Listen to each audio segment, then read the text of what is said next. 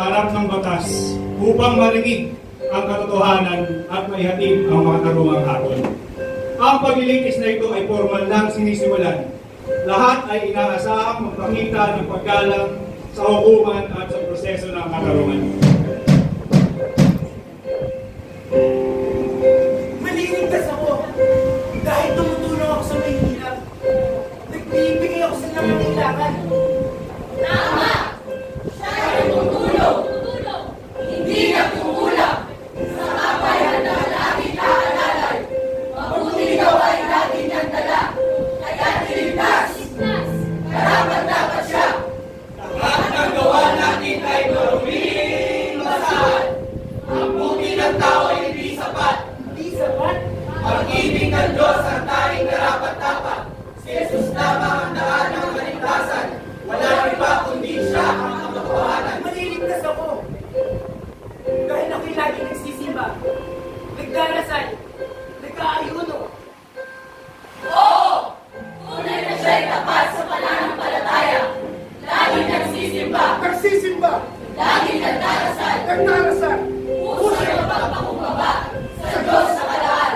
Hindi ba ito'y daan tungo sa kaligtasan? Kaligtasan? Hindi ito ang daan tungo sa kaligtasan. Hindi na yan ang bunga ng kaligtasan. Si Jesus lamang ang tanging daan. Daan! Ang katotohanan! Ang katotohanan! At buhay na walang hanggan. Siya! Si Jesus ang daan tungo sa kaligtasan. Maliligtas ako dahil hindi ako magnanakaw. Hindi ako nananakit. Ako'y mabuting mamamayan.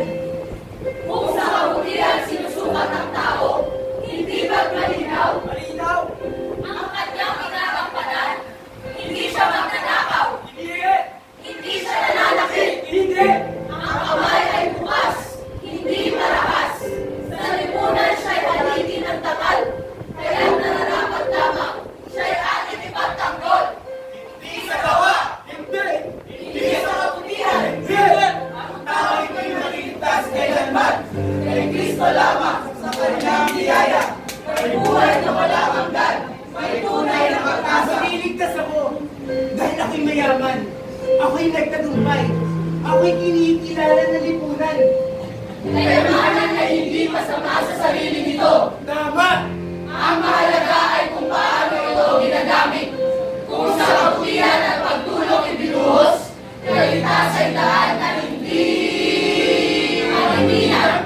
Hindi dahil sa gawa upang walang may pagmalaki. Hindi dahil sa gawa kung walang may pagmalaki.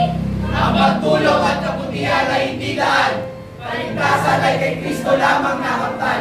Hindi gawa, Hindi gawa. kundi dugo niya ang siyang lunas. Sa krus niya tayo lubos na ligtas.